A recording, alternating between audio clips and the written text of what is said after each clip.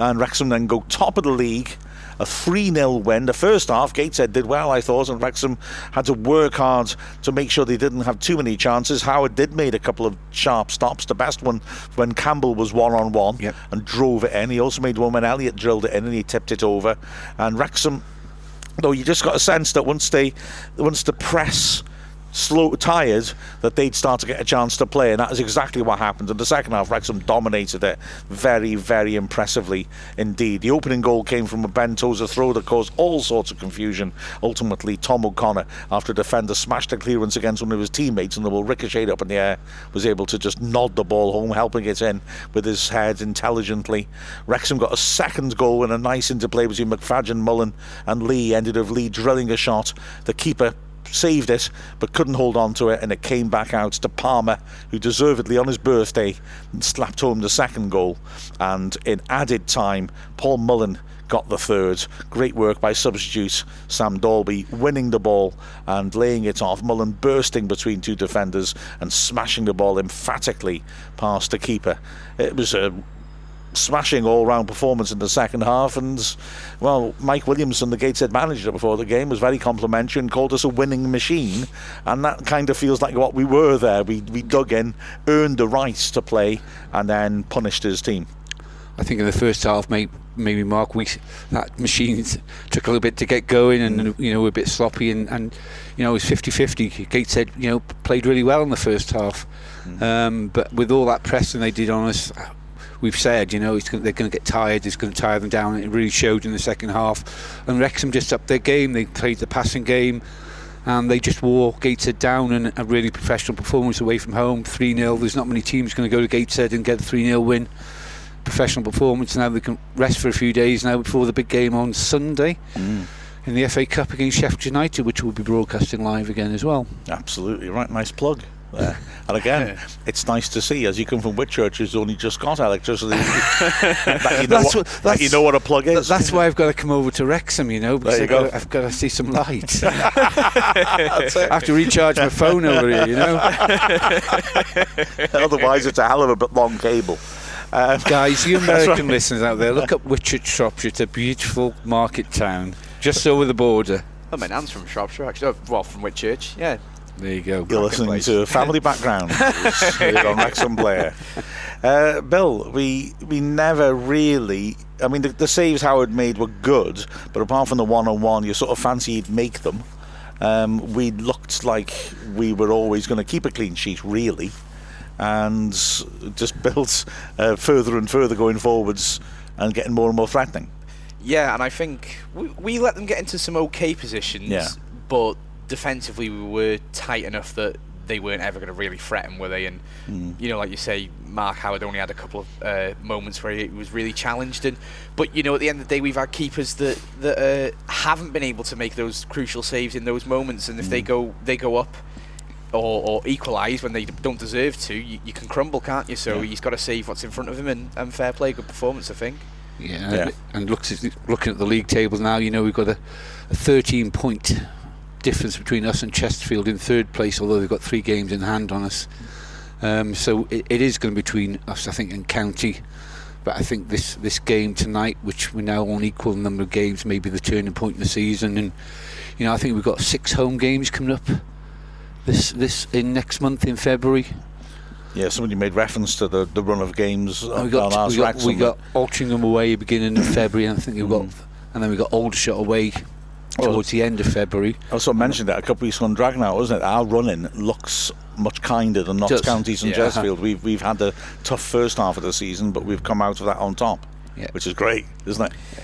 Yeah, I mean, that table just looks nice, doesn't it? While Mark was talking earlier, Neil was just pointing at the 5 wins and the position, and it is really... the thing is, we've had false dawns in the past and we've been top of the table, but this just feels a little bit different, doesn't it? It feels real this time, that...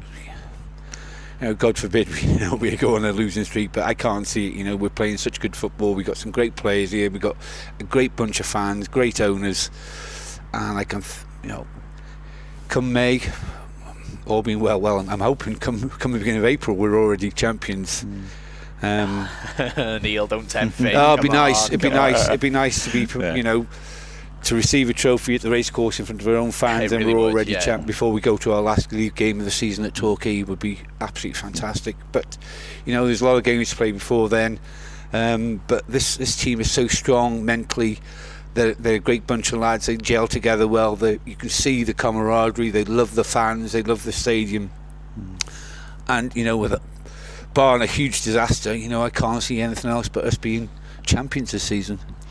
Neil, I love tempting Fate Williams there. I knew a girl called False Dawn. It didn't end well. What was false about Dawn, Mark? She left it on a train, but that's a different story altogether. And then she asked for half air going home. So, man of the match. Oh, very difficult. Tricky one that. There were a lot of good. I didn't even think about it. I thought Hayden had a good game and did well when we weren't playing well, making interceptions. I think I've got to go for Mullin. I think Yeah. he ran his socks off. He did. Today. Mullen's work rate was outrageous. I'm glad he got that goal at the end. Yeah. But Fords played well again. It's like picking from an 11 of 8.5 performances, isn't it? Yeah, no one really stood out, but everyone did their job absolutely superbly. Yeah.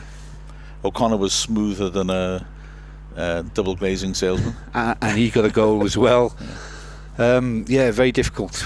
I couldn't say who was man of the match because they were, as a team, they were fantastic tonight. Yeah. Well, I think because I won a cookie, I'm going to agree with Bill and say probably it was Mullen. I've got my Coventry biscuits in my pocket, so I'm all right.